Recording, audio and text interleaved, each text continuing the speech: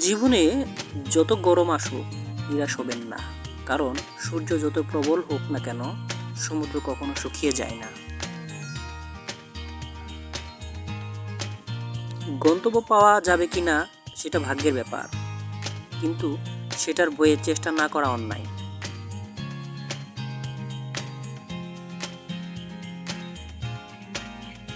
যখন লোকজন তোমাকে হিংসা করতে শুরু করবে, তখন বুঝে নিও প্রিয়, তুমি সঠিক পথে আসো।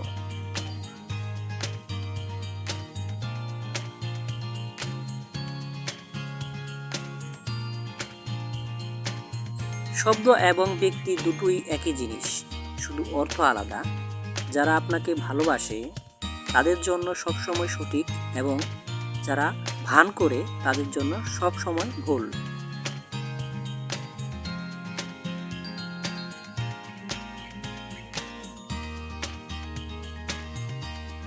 শরৎ ছাড়া যেমন গাছে নতুন পাতা আসে না, তেমনি জীবনে কঠোর লড়াই ছাড়া সাফল্য আসে না।